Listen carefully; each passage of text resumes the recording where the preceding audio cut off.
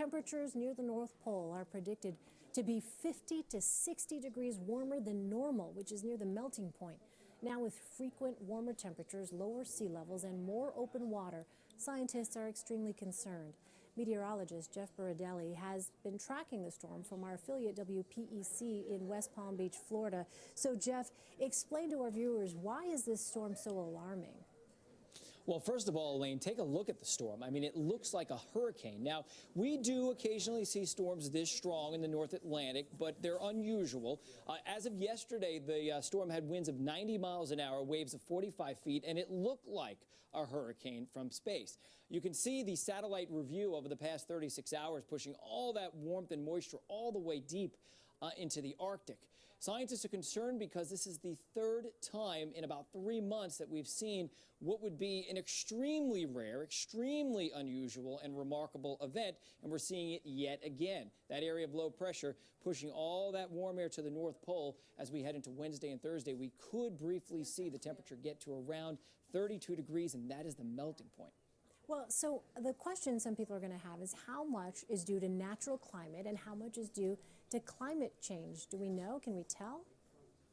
You know, it's a really good question. We definitely think that climate change has a hand in this. It's not everything. It's probably a bit of both, and scientists are really kind of racking their brains and putting a lot of effort into research on this. But take a look at this graphic.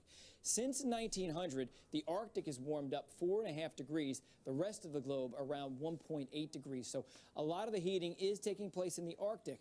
But our computer models predicted this 20 or 30 years ago. We knew that it would probably warm quicker in the Arctic, and if it did, it was a sign that climate change is in fact happening, and it is happening. Take a look at this.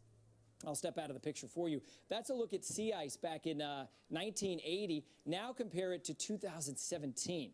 Now, this may be a warmer year. This may be an off year, and the sea ice may grow again more so as we head into next year. However, you can see that there's been a dramatic decrease in the amount of ice. And so what's causing that? Well, it's a good question. We think that it's just melting ice. You have very little sea ice causing warmer water, and that warmer water melting that sea ice. So it's kind of a positive feedback loop. This is the theory on what's happening with these systems for the past couple of months. Warm water gathered to the east of Greenland, causing a bubble of warm air in the atmosphere. We call it a ridge of high pressure, kind of pushing the jet stream north. What's happening is the jet stream is forced into the Arctic, into the North Pole, and it's bringing all that warm air with it. Right, meteorologist Jeff